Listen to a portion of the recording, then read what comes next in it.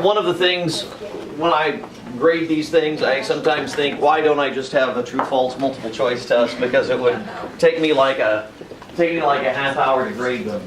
However, you know, one of the things, the only reason I don't do that really is because once you go away to college, if you're going to a selective four-year university, you're going to have some essay tests very much like this. The style of test that I give you is very similar to the type of tests that I had as an undergraduate in Western Civ at Truman State, and they had at St. Louis University when I was a graduate teaching assistant there. So, one of the things, right or wrong, one of the things that I hate about my job more than anything else, quite frankly, is grading. Yeah. But, that's just par for the course, because you've got to, I feel right or wrong, you've got to write a fair amount on stuff like this, because if you don't, then we're not really doing the job getting you ready to go to the next level, because I have just seen and experienced both as a TA, a student, and then as just knowing folks that if they come from a background where they haven't written or taken written examinations and they go to college, sometimes folks just have a meltdown first time out. Yes, ma'am. The other day I was working with Kinsey Dobro, and she said that she had a professor at Mac that, like, her Comp 1 or Comp 2 or something like that, and they were grading her paper, and they were like, hey, come here, and so Morgan walks up there, and they're like, did you have Dr. Reeves or Mr. Upchurch at high school? And she's like, yeah, I had both. Oh, we can tell, like, by her writing. Oh, well, that's nice. They're like, that's cool. You know, because here at Farmington High School, you can kind of work your way around if you don't want to write.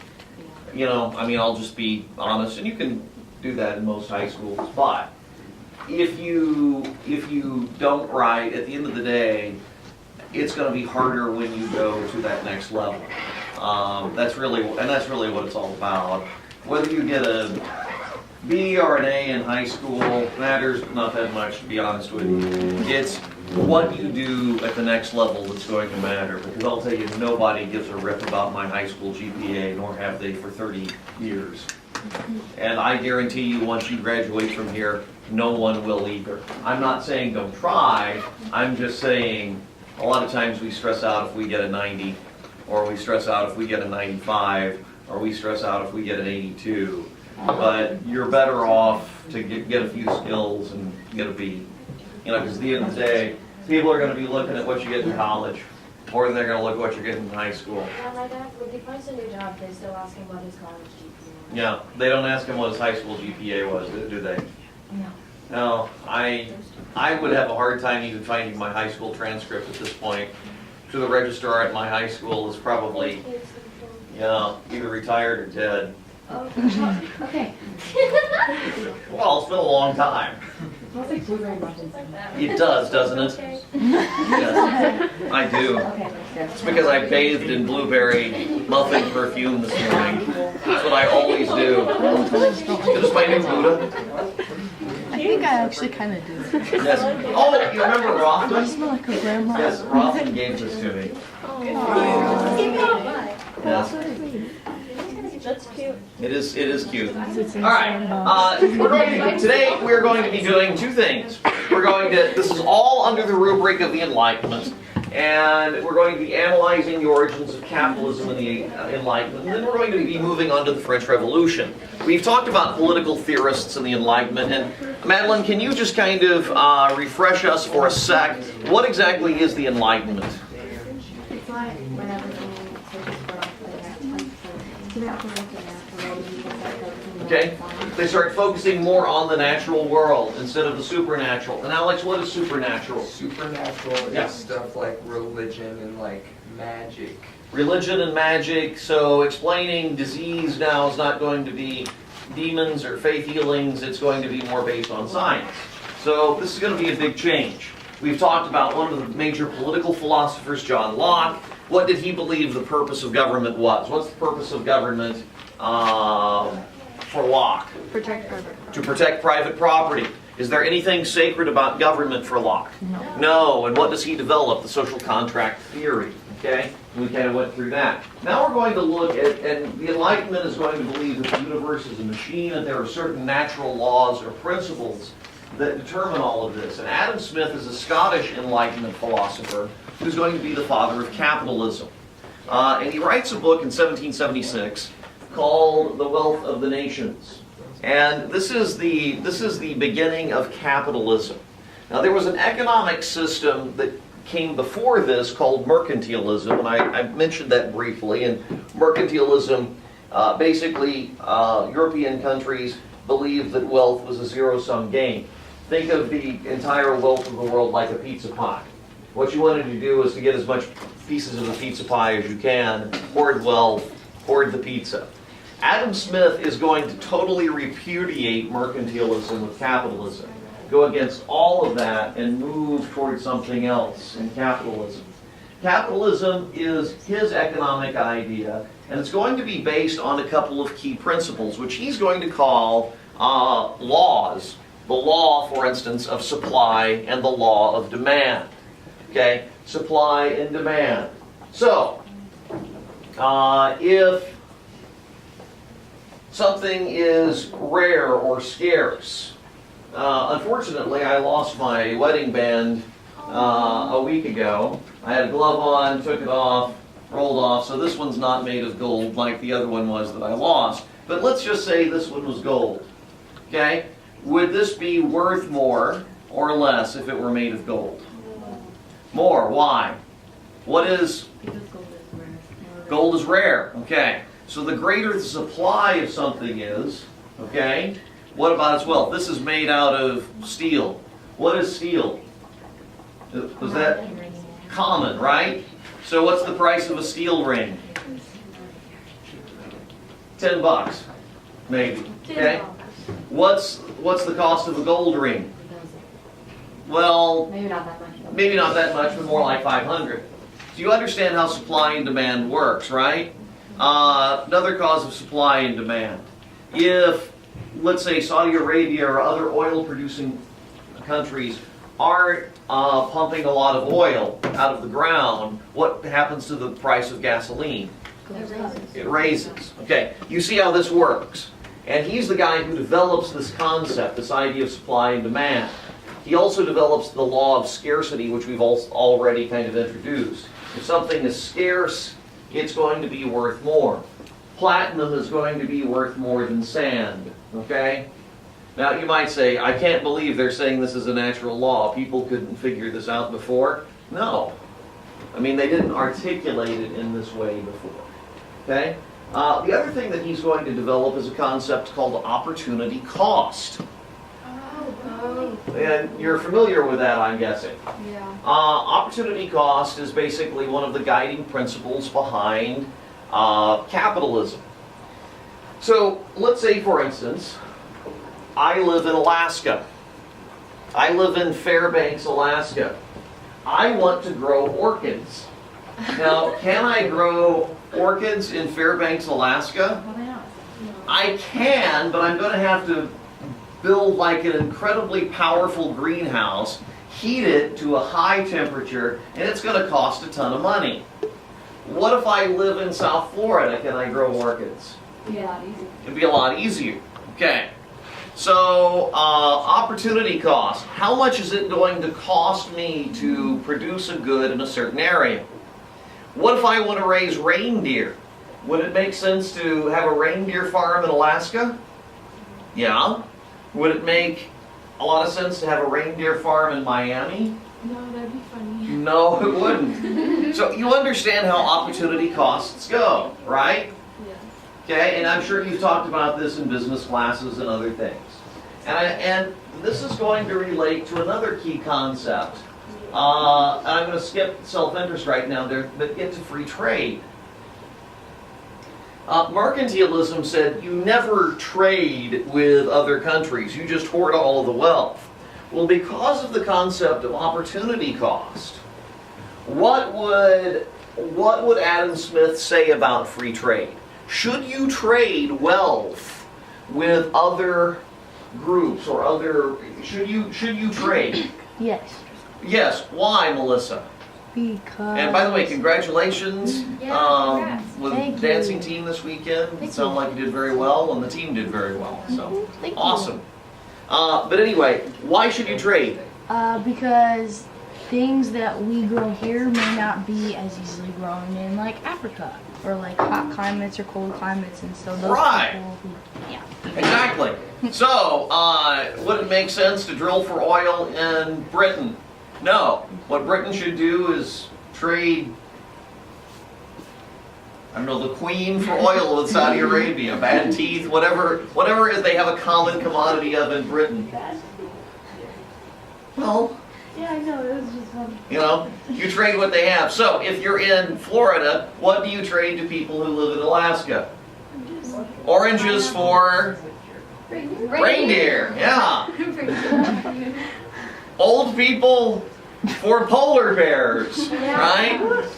In Missouri, we would trade oranges for meth. Okay? You see how this works? It's opportunity cost. Now, one of the other key concepts, does this make sense? Why they say we need free trade? The other key concept that they're going to argue for is that we need, what is it that's going to govern everything? Self-interest or greed. Ultimately, you know, both mercantilism and medieval manorialism basically adopted kind of what the motto of National Honor Society is. Noblige oblige. That is, the obligations of nobility. If you are at the top ranks of society, you should be looking out for those who are below you. So the little people are going to be okay and not be in trouble. Now, Adam Smith said that's bullshnarky. Why does Adam Smith say that that's bullshnarky? What? Why does he say it? Because what are you going to, who's going to look out for Brian? No one. So what do I need to do? Look out for me.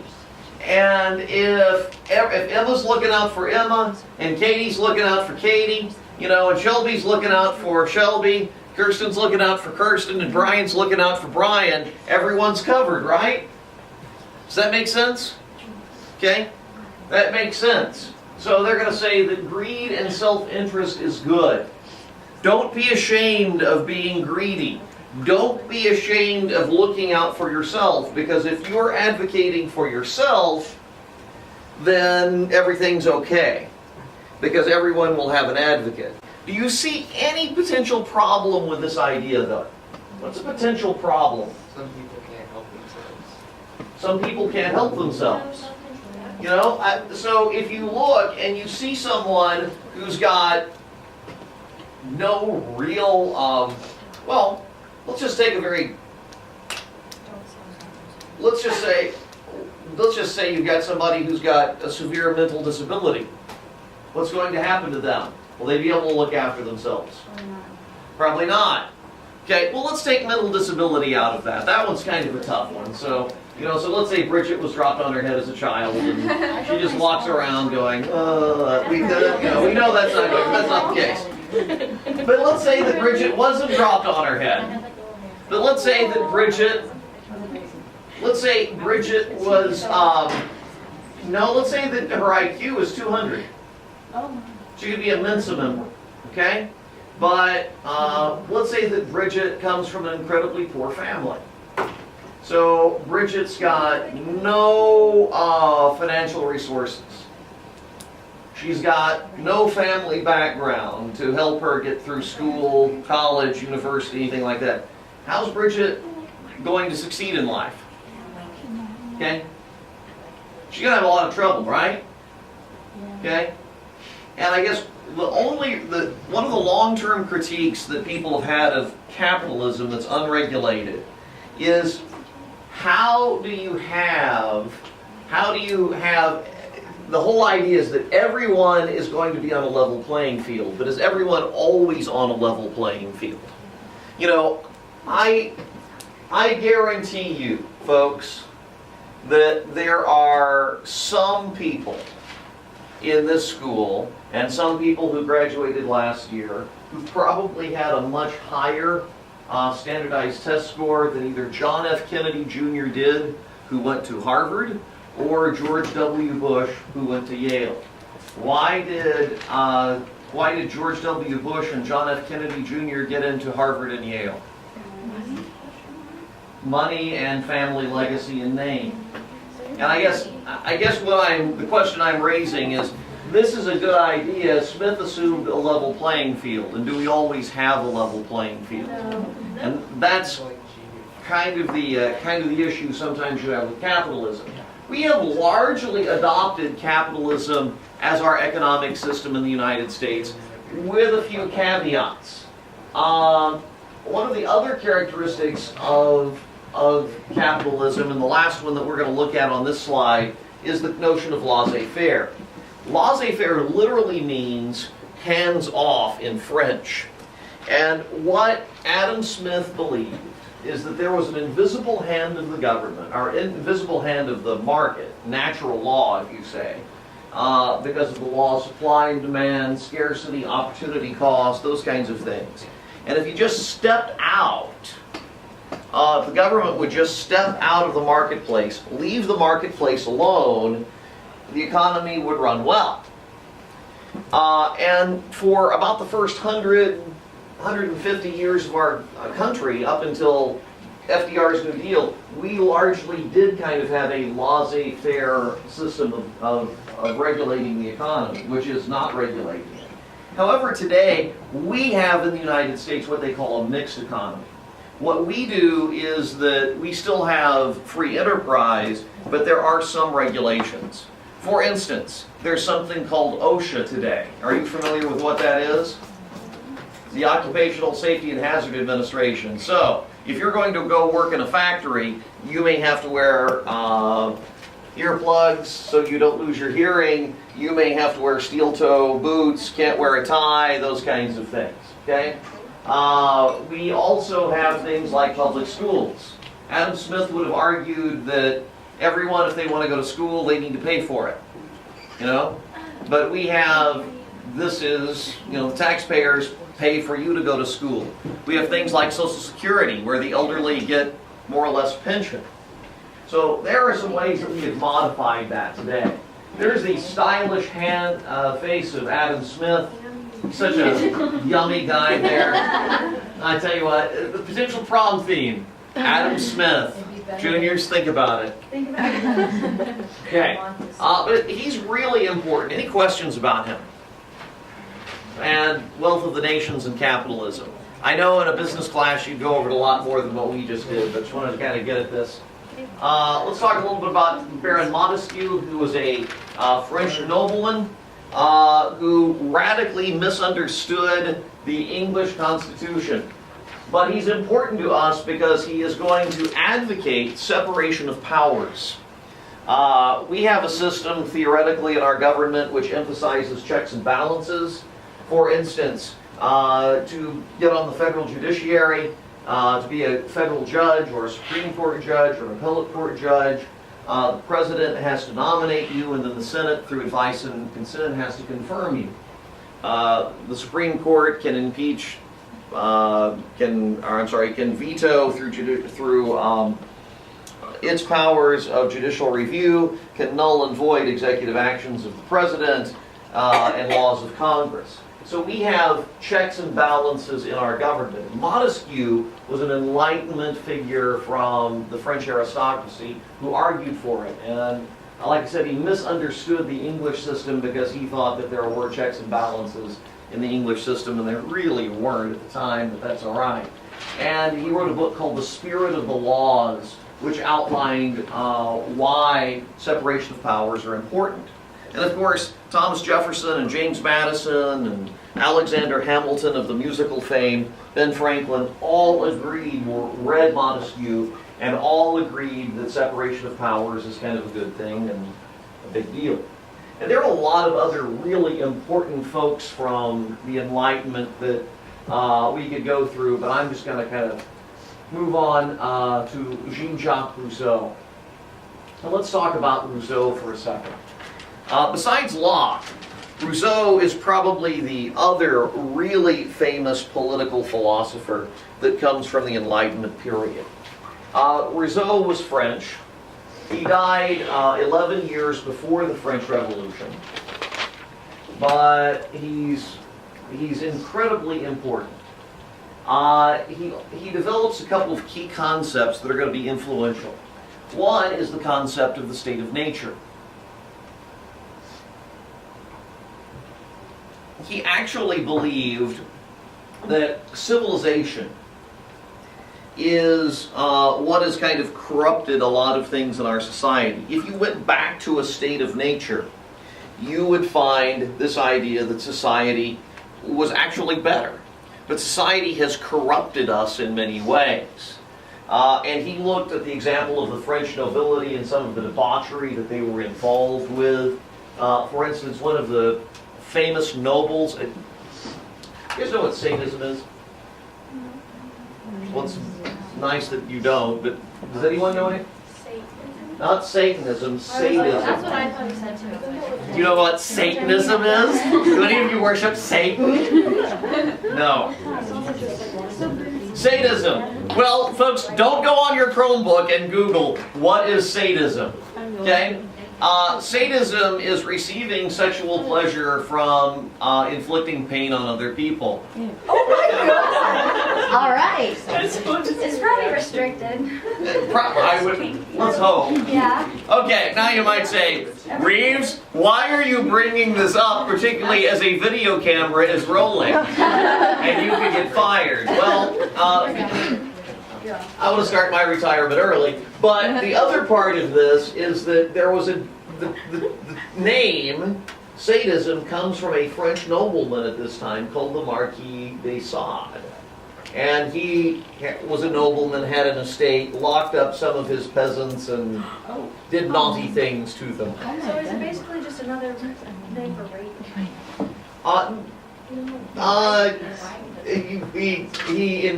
No.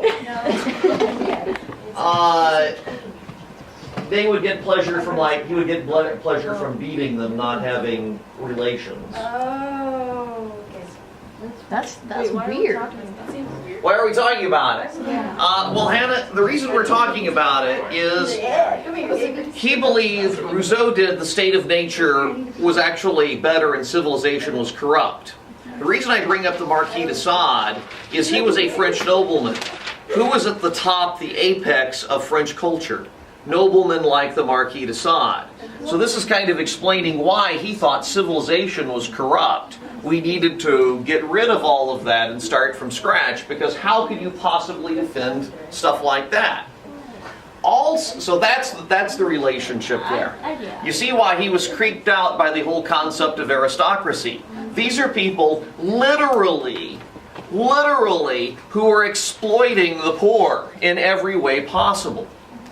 Also, you had the discovery of the New World, about 100 or so years before Rousseau was writing, and he was looking at the new colonies that were found in North and South America, and saying, actually some of those societies are more noble, and he helped develop the idea of the noble savage more important than anything else.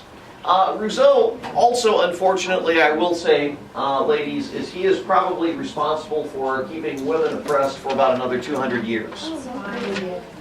Rousseau is going to believe that men and women are completely different creatures.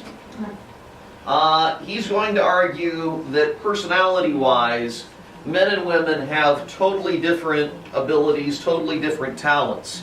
Men are violent. They're rational. They're also a bit conniving. Therefore, men, he argued, should be out in what he called the public sphere. They should be out in the workforce. They should be soldiers. They should be doctors. They should be judges. Women, however, he said, were irrational, emotional, but virtuous. Therefore, if you put women out in the public, they would be exploited. Rousseau, if he were alive today, and I'm not trying to defend Rousseau by any stretch, but he would look at the Me Too movement and say, see, this is what I'm telling you. If you let women out, what are men going to do to women? exploit them.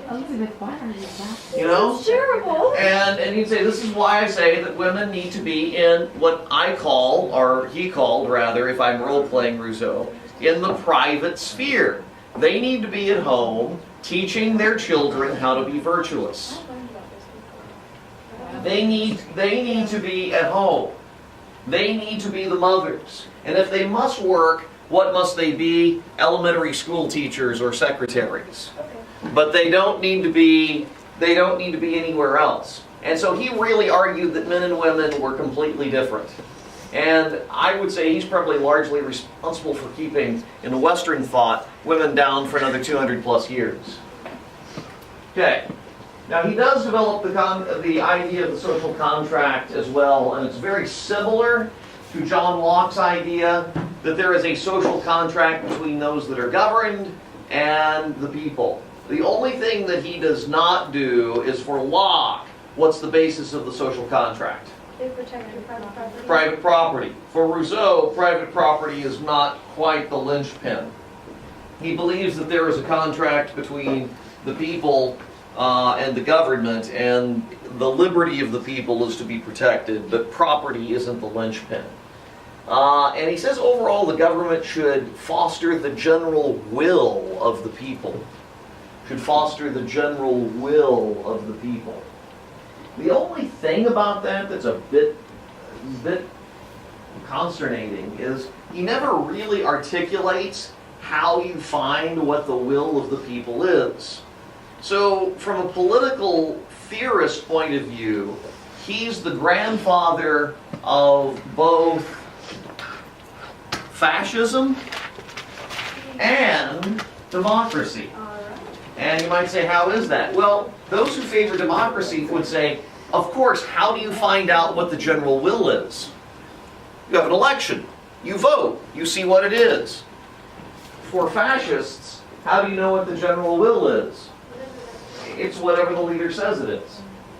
So Rousseau is going to basically say both are fine. And by the way, that's Rousseau, and Rousseau is far youngerier than Adam Smith was.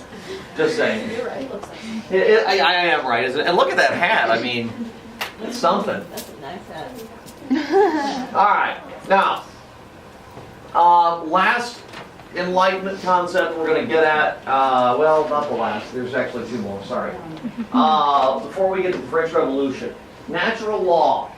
Let's kind of talk about natural law for a minute. Originated with the Stoics in the ancient world. Let's talk a little bit about natural law. Abby, what is natural law? Which one? We just- Either one. I don't know how to explain it. I know that we just talked about it in philosophy. Hold on, I'll look. I wasn't colored. Okay. Natural law, isn't that like the laws that are like supposed to be there? Like, Yeah. you put Natural something in the laws. air and drop it, it's gonna fall. Like, Yeah. gravity. Gravity is a natural law, right? It's something that's always going to happen. It's the order of the universe. So natural law is something that's always there.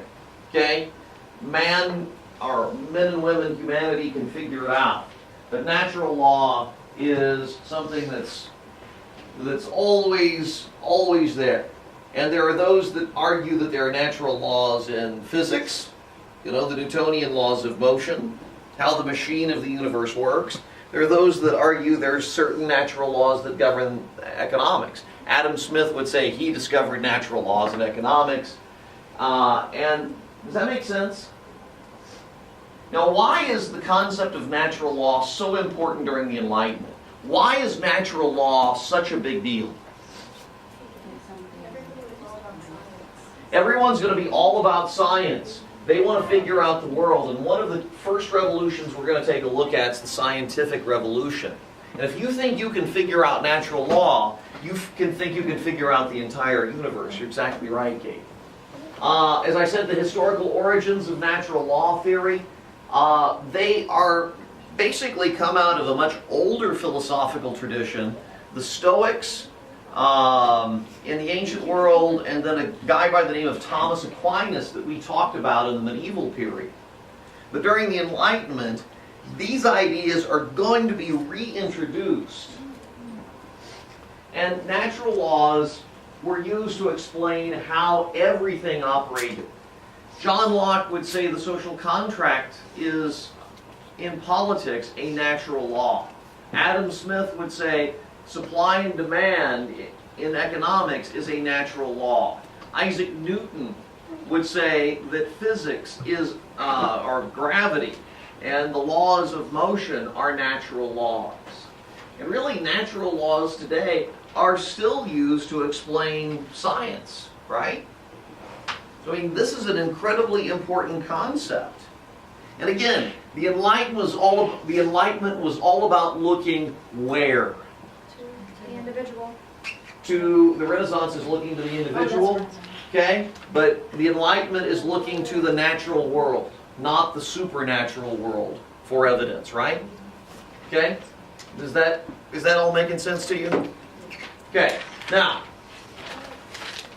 next thing we're going to take a look at is the scientific revolution. And we're going to just talk real briefly about science. Science, as you know it and study it today, was not really a thing until the Enlightenment. Oh, there were people who did science before, and you're like, well, Reeves, if in Civ 1, didn't we talk about how Aristotle was kind of the father of science and all of those kinds of things? But one of the real problems is that, and I'm going to kind of move past this pretty fast, is that there wasn't a real distinction between what science was and what magic was for a long time. Because we kind of mixed rationality and spirituality together in an amalgam. And the ancient Greeks did have some science. I mean, there were theorists who argued, who developed ideas about planetary motion in the ancient Greek world and what have you. But one of the real problems that you had up until the Renaissance and then the Enlightenment is almost everything was kind of formed by this Neoplatonic thought, this idea of Plato. And I don't know, and it really supported a lot of Christian religious convictions as well. And if you remember, what does Plato say? Where is all truth? Truth is in the spiritual world. Okay?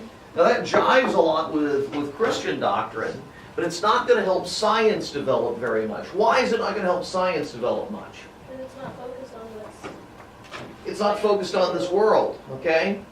And ultimately, and Platonic thought is based on rationalism. And a lot of times we confuse rationalism and empiricism. What's the difference between rationalism and empiricism? What's the difference between rationalism and empiricism?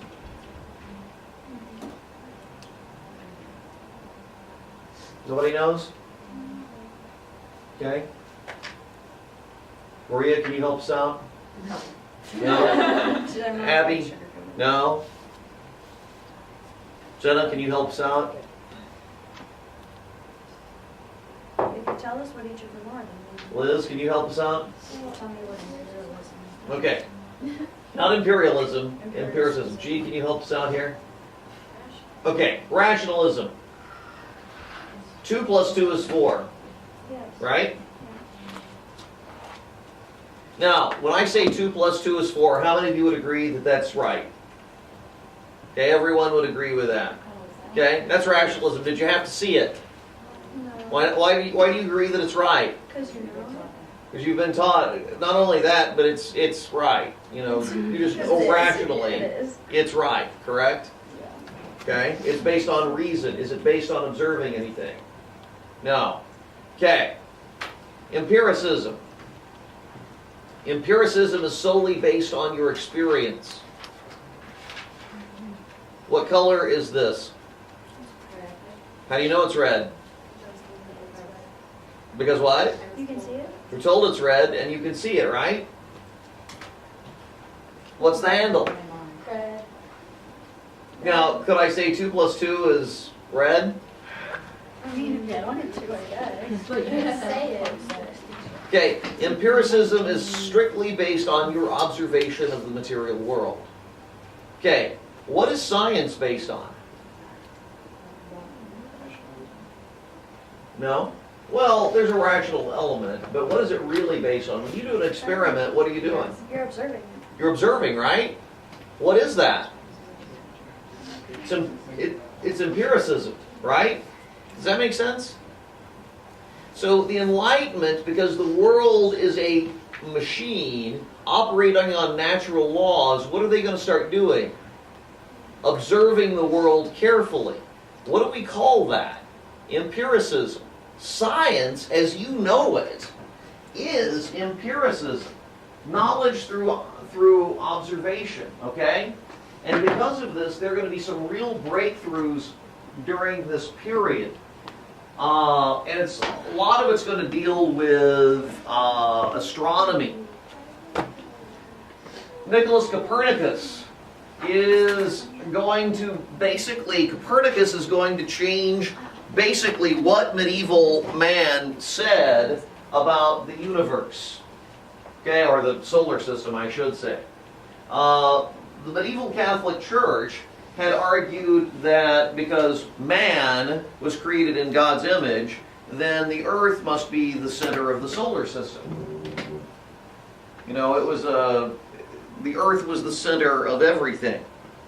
Copernicus is going to say, nope, buddy, what it is actually is that the earth rotates around the sun. Okay? And, and people criticized him back and forth because he argued initially that it was a circle that went around, and they were like, well, the dates are off and you can't quite make that happen. Ultimately, there was going to be another astronomer by the name of Johannes Kepler, who's, one of his teachers, a guy by the name of Tycho Brahe, had done a lot of things, including having his nose shot off in a duel, but anyway, had kept a big star chart, and I'd looked at planet every night, went out, charted the stars, and he realized, did Kepler, that all the planets moved not in a circle, but in an ellipse. And so he basically was able to mathematically prove that we did orbit, through his 3 laws of planetary motion, that the Earth and the other planets did orbit the sun. And this was kind of a huge deal. This was the first real major scientific breakthrough of this era. The Earth is no longer the center of what we know, but the sun is. And Galileo Galilei, a Italian who was sponsored by the Medicis, ultimately popularized that idea. And the Earth moves, not the sun. And he basically popularized that in a dialogue, which is a 2-person play called The Dialogue as the Two Great World Systems. And he made the Earth-centered solar system look like kind of a big idiot. And ultimately, he was put under house arrest by the Inquisition. And the church put his books on the index, or the list of forbidden books. The church didn't believe it initially. In fact, I think John Paul II, Pope, who died about 10 or 12 years ago, finally pardoned Galileo and said we were wrong. Probably the biggest figure of the Enlightenment scientific revolution was Sir Isaac Newton. He's the inventor of modern physics and modern calculus, along with Leibniz. He wrote a book in 1687, which ironically, even though it's about science, it's the last major intellectual work written in the Latin language, called Principia. And one of the things that he does is that Newton rejects, and this is why I wanted to make this clear distinction between rationalism and empiricism. He's going to reject rationalism as the major mode of inquiry for empiricism. And again, what is empiricism? Your knowledge is based on your what? Your experience and observation. Very good. And he is going to kind of move science to where it is today. And he develops the 3 laws of motion, which I'm not that concerned that you know what those are, but if you're in a physics or a physical science class, you need to know what those are. But you know, things like inertia, body in motion tends to stay in motion, those kinds of things. And this guy was just the god of the scientific revolution. I mean, he was Alexander Pope, who was one of the big British or English poets at the time, wrote, "Nature and nature's law lay hid in night. God said, let Newton be, and all was light." I mean, this guy, Isaac Newton, was just an incredibly important figure in the scientific revolution. Newtonian physics is still a thing, and Newton's ideas about physics were unchallenged until the first half of the 20th century by what major person? Albert Einstein. Very good. Okay. All right. One other guy that I want to hit real fast before we move on. We don't have to worry. The only thing that I really, let's skip all this. It is kind of important to know what this is. Don't worry about this, don't worry about this, don't worry about this. But what I do want to talk about are these two. Quantitative knowledge and Francis Bacon. Okay? Quantitative knowledge. One of the things about Newton and the scientific revolution that's very important to you today is now all knowledge needs to be quantified. Now, what does quantified mean? Numbers. Everything needs to be numbers. So if you want to see if something's valuable or real, you want to see numbers behind it. And so mathematics is going to become the language of science from here on out. And that's the scientific revolution, and that's Newton's influence. And even today, even if it's a non-scientific field, a lot of people are going to want to see and evaluate numbers to make sure that that something's right. And sometimes those numbers I think are valid, but sometimes I think that they're not. Any of you in band in here? You know, a lot of times at contests and band choir, they'll have numbers, numerical scores on performances, and that's supposed to be meaningful. I really think that's kind of balderdash, because you know how someone perceives a high, you know, what a great performance is, I know, or a great piece of art. I don't know that you can. I don't know that's really quantifiable. You know, I mean, people can tell what a bad performance is, but the difference between, you know, a first and a second or a third place performance, I don't know if that's quantifiable. But, you know, that's kind of the world that we live in. And this is in the wake of the scientific revolution. The other person that I want you to be aware of is Francis Bacon. No relation to our athletic director, John. But he wrote a very famous work called The New Atlantis. And in The New Atlantis, Bacon came up with an idea that I think was really powerful in the Western world all the way up until the development and the explosion of the first hydrogen bomb, or first atomic bomb. And that is that science is going to make the world a whole lot better. And the more science we do, the better things are going to be. Okay? Let me kind of give you an idea, an example of Bacon's idea in action. When I was a child, my grandparents retired to Florida, which was wonderful, because they lived about 20 miles away from the happiest place on earth, Disney World. So when we went down there every couple of years, or every year basically, to visit my grandparents, we would always go, because they had season passes as Florida residents. This was before all of those finger touch things where Disney would identify who was who with the tickets, and you just took the ticket in and you went. And in Tomorrowland, you know, where Space Mountain is, one of their great rides, they had something called the GE Carousel of Progress. And my family would usually go there in the afternoon after we were tired of walking around, and if it were raining, it was a nice little theater. You sat down, And what would happen is it was a circular deal. And the stage was right here. And the whole theater would move around the different stages.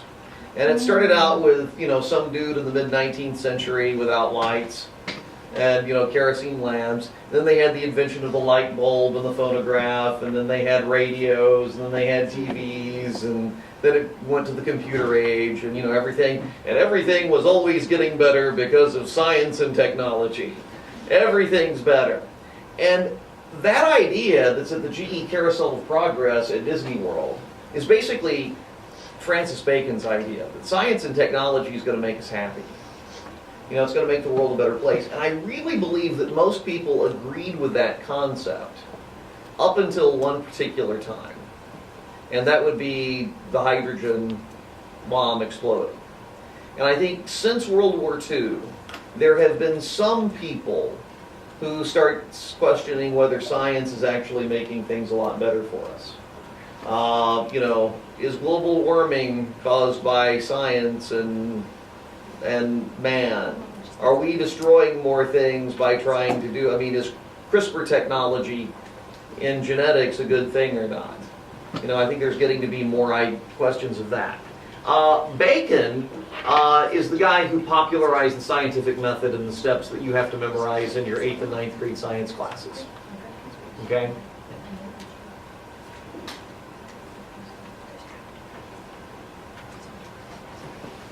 There are some conspiracy theorists who also argue he was Shakespeare. I don't buy it, but he's a contemporary and he was very witty and wrote widely and something, and he was also a politician. So he wouldn't have wanted to be a playwright. But some people say that was the case. Okay, we'll stop there. Tomorrow we'll look at the coming of the French Revolution. Any questions? I know we covered a lot of stuff today, a lot of intellectual history.